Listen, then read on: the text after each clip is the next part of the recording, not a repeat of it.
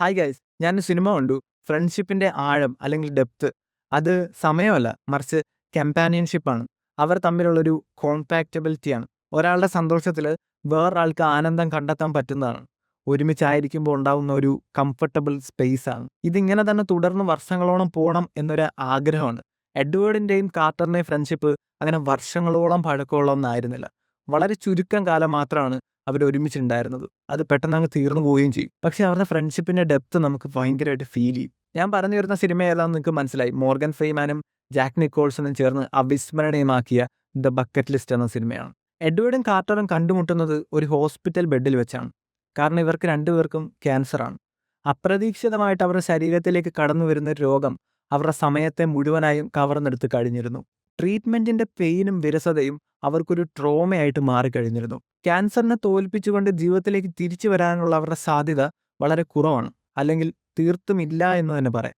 അപ്പോൾ അത് മനസ്സിലാകുന്ന ഘട്ടം മുതൽ ഇനിയും ഈ ട്രോമ സഹിച്ച് ഇങ്ങനെ തുടരണമോ എന്നാണ് അവർ ചിന്തിക്കുന്നത്. അവരുടെ മുമ്പിൽ രണ്ട് ഓപ്ഷനാണുള്ളത്. ഒന്നെങ്കിൽ ട്രീറ്റ്മെന്റിൽ ഇനിയും പ്രതീക്ഷ അർപ്പിച്ച് ഈ ട്രോമയിലൂടെയൊക്കെ കടന്നുപോയി ഫാമിലി മെമ്പേഴ്സിനെ കണ്ടുകൊണ്ട് ഒരു യാത്ര. പക്ഷെ അവർ തിരഞ്ഞെടുക്കുന്നത് മറ്റൊരു യാത്രയാണ്. അവരൊരു ടൂർ പോകാനായിട്ട് തീരുമാനിക്കുന്നു. അവരൊരു ബക്കറ്റ് ലിസ്റ്റ് ഉണ്ടാക്കുന്നു. ഈ ബക്കറ്റ് ലിസ്റ്റിൽ അവർക്കിനി ചെയ്യാൻ ആഗ്രഹമുള്ള കാര്യങ്ങളൊക്കെ ഇവർ ലിസ്റ്റ് ചെയ്യുകയാണ്.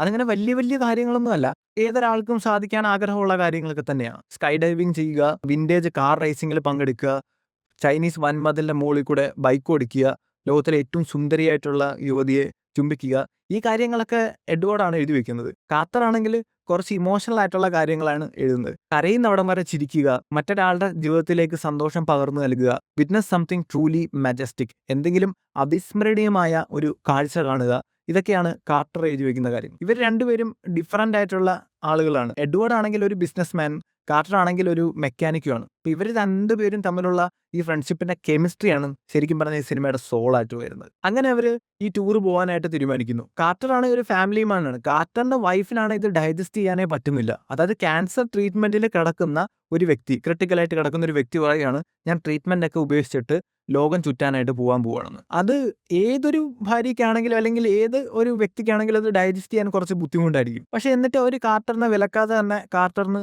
അദ്ദേഹത്തിന്റെ ഇഷ്ടമനുസരിച്ച് ജീവിക്കാനായിട്ട് അദ്ദേഹത്തെ അനുവദിക്കുകയാണ്. അങ്ങനെ അവർ ഫാമിലിയെ വിട്ട് അവരുടെ ആനന്ദം കണ്ടെത്താനായിട്ട് ടൂർ പോകാൻ.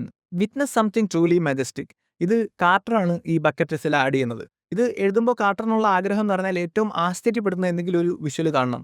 അതിനുവേണ്ടി കാർട്ടർ തിരഞ്ഞെടുക്കുന്നത് ഹിമാലയത്തിന്റെ മുകളിൽ കയറിയെന്ന് അവിടെ നിന്ന് കാണുന്ന വിഷ്വലാണ്.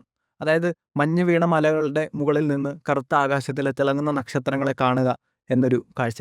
പക്ഷെ അത് സാധിച്ചെടുക്കാനായിട്ട് അവർ ഹിമാലയത്തിൽ ചെല്ലുമ്പോഴത്തേക്കും ആ സമയത്തെ ക്ലൈമറ്റ് മോശമായതുകൊണ്ട് തന്നെ ഇവർക്ക് ഈ ഹിമാലയത്തിലേക്ക് കയറാനായിട്ട് പറ്റുന്നില്ല. അങ്ങനെ അവർക്ക് ആ പ്ലാൻ ഉപേക്ഷിച്ചിട്ട് അവർക്ക് അവിടുന്ന് പോകേണ്ടി വരുന്നു. പിന്നീട് അവർ ഹോങ്കോങ്ങിലേക്ക് പോവുകയാണ്. ഹോങ്കോങ്ങിൽ വെച്ച് കാർട്ടർ ഒരു പെൺകുട്ടിയെ പരിചയപ്പെടും. അവരോട് സംസാരിക്കുമ്പോൾ കാർട്ടറിന് തൻ്റെ വൈഫിനെ വല്ലാണ്ട് മിസ് ചെയ്യുന്നു. കാർട്ടർ ആ സമയത്താണ് അത് ഫീൽ ചെയ്യുന്നത്. അതായത് താൻ ഏറ്റവും കൂടുതൽ സ്നേഹിക്കുന്ന ആൾ ഇപ്പം തൻ്റെ അടുത്തില്ല, താൻ അവരിൽ നിന്ന് എത്രയോ ദൂരെയാണ് ഇരിക്കുന്നതെന്ന്. അപ്പോൾ തൻ്റെ ലൈഫിലെ കുറച്ച് സമയങ്ങൾ മാത്രമേ ഇനി ബാക്കിയുള്ളൂ. അപ്പോൾ താൻ ഇനി ഇങ്ങനെ കറങ്ങി നടക്കാതെ തൻ്റെ ഏറ്റവും പ്രിയപ്പെട്ട ആളുകളുടെ കൂടെ അത് സ്പെൻഡ് ചെയ്യണമെന്ന് കാർട്ടറിന് ഫീൽ ചെയ്യുന്നു. ഈ യാത്ര തന്നെ ഇറങ്ങി തിരിച്ചത് ഒരു അബദ്ധമായി പോയോ എന്ന് പോലും കാർട്ടറിന് ഫീൽ ചെയ്യുന്നു. അങ്ങനെ കാർട്ടർ ഇത് എഡ്വേർഡിനോട് പറയുകയും അവർ തിരിച്ച് നാട്ടിലേക്ക് പോകാനായിട്ട് തീരുമാനിക്കുകയും ചെയ്യുന്നു. തിരികെ നാട്ടിൽ വന്നതിന് ശേഷം കാർട്ടർ ആദ്യം ചെയ്യുന്നത് എഡ്വേർഡും എഡ്വേർഡിൻ്റെ മകളും തമ്മിലൊരു ക്ലാഷാണ്. ഇവർ തമ്മിലിപ്പോൾ നല്ല ചേർച്ചയിലല്ല. അപ്പോൾ അവരെ ഒന്ന് ഒന്നിപ്പിക്കാനായിട്ടാണ് കാർട്ടർ ശ്രമിക്കുന്നത്. പക്ഷേ അത് സാധിക്കുന്നില്ല, അത് പൊളിഞ്ഞു പോവുകയാണ് ചെയ്യുന്നത്. അങ്ങനെ കാർട്ടറിൻ്റെ ഫാമിലിയുടെ കൂടെ കുറേ കാലം സ്പെൻഡ് ചെയ്യുന്നു. അതിനുശേഷം അദ്ദേഹത്തിൻ്റെ ആരോഗ്യം മോശമാവുകയും അദ്ദേഹം ലോകത്തോട് വിട പറയുകയും ചെയ്യുന്നു. അങ്ങനെ എഡ്വേർഡ് മാത്രമായി. എഡ്വേർഡിന് ഇനി ആ ലിസ്റ്റിൽ 1-2 കാര്യം കൊണ്ട് വെട്ടാനായിട്ടുണ്ട്. എഡ്വേർഡ് ബക്കറ്റ് ലിസ്റ്റിൽ എഴുതിയിരുന്ന ഒരു കാര്യമായിരുന്നു ലോകത്തിലെ ഏറ്റവും സുന്ദരിയായിട്ടുള്ള ഒരു പെൺകുട്ടിയെ ചുംബിക്കുക എന്നുള്ളത്. എഡ്വേർഡ് ഇത് എഴുതുന്ന സമയത്ത് എഡ്വേർഡിന്റെ മനസ്സിലുണ്ടായിരുന്ന ഭയങ്കര സുന്ദരിയായിട്ടുള്ളൊരു പെൺകുട്ടിയായിരുന്നെങ്കിൽ സംഭവിക്കുന്നത് മറ്റൊന്നാണ്. എഡ്വേർഡ് സ്വന്തം മകളോടുള്ള പ്രശ്നങ്ങളെല്ലാം പറഞ്ഞു തീർത്ത ശേഷം സ്വന്തം ഗ്രാൻഡ് ചൈൽഡിനെ വാത്സല്യത്തോടെ നൽകുന്ന ഒരു ചുംബനത്തിലൂടെയാണ് എഡ്വേർഡ് തൻ്റെ ബക്കറ്റ് ലിസ്റ്റിലെ ആ വരി വെട്ടിക്കളയുന്നത്. പിന്നീട് എഡ്വേർഡും കുറേ കാലം കഴിയുമ്പോൾ മരിച്ചു പോകുന്നു. അപ്പോഴും അവർക്ക് പൂർത്തിയാക്കാനായിട്ടുണ്ടായിരുന്നത് ആ ബക്കറ്റ് ലിസ്റ്റിൽ ഒരു വരി മാത്രമായിരുന്നു, വിറ്റ്നസ് സംതിങ് ട്രൂലി മാജസ്റ്റിക്. അങ്ങനെ ഇവരുടെ മരണത്തിന് ശേഷം ഇവരുടെ ആഷസ് ഇദ്ദേഹത്തിൻ്റെ അസിസ്റ്റൻ്റ് ആയിട്ടുള്ള വ്യക്തി ഒരു കോഫി ക്യാനിനകത്താക്കിയിട്ട് ഹിമാലയത്തിൽ കൊണ്ടുപോയി ബറി ചെയ്യുകയാണ്. അവർ എന്നും ഹിമാലയത്തിൻ്റെ ഈ മജസ്റ്റിക് ആയിട്ടുള്ള വ്യൂ കണ്ടുകൊണ്ടിരിക്കട്ടെ എന്ന് പറഞ്ഞാണ് സിനിമ അവസാനിക്കുന്നത്. സിനിമ നമ്മളോട് പറയാൻ ശ്രമിക്കുന്ന കുറച്ച് കാര്യങ്ങളുണ്ട്. അതായത് നിങ്ങൾക്ക് ക്യാൻസർ ആണെങ്കിൽ നിങ്ങൾ ട്രീറ്റ്മെൻറ്റ് എത്രയും പെട്ടെന്ന് ഉപേക്ഷിച്ചുകൊണ്ട് മല കയറാനായിട്ട് പോവുക. അതല്ല. മറിച്ച് നമുക്കെല്ലാവർക്കും ഒരു ബക്കറ്റ് ലിസ്റ്റ് ഉണ്ടാവണമെന്നാണ്. നമ്മുടെ ലൈഫ് വളരെ ഷോർട്ടാണ്. എന്തും എപ്പോൾ വേണേലും ആർക്കും സംഭവിക്കാം. സോ നമുക്കെല്ലാവർക്കും ഒരു ബക്കറ്റ് ലിസ്റ്റ് ഉണ്ടാവണം. ആ ബക്കറ്റ് ലിസ്റ്റിലെ കാര്യങ്ങളൊക്കെ ചെയ്യാനായിട്ട് നമുക്ക് സാധിക്കണം. അല്ലെങ്കിൽ മാക്സിമം ചെയ്യാനായിട്ട് നമ്മൾ ശ്രമിക്കണം. സിനിമ എൻഡ് ചെയ്യുമ്പോൾ നിങ്ങൾക്ക് ഗുഡ് ഫീലിംഗ് ആണോ അല്ലെങ്കിൽ ബാഡ് ഫീലിംഗ് ആണോ ഉണ്ടായെന്നൊക്കെ ചോദിക്കുകയാണെങ്കിൽ അത് നമ്മളെങ്ങനെ ആ കാര്യത്തെ എടുക്കുന്നു എന്നതനുസരിച്ചിരിക്കും. സോ നിങ്ങളിൽ ഈ സിനിമ കണ്ടിട്ടില്ലാത്തവരുണ്ടെങ്കിൽ തീർച്ചയായിട്ടും കണ്ടു നോക്കുക.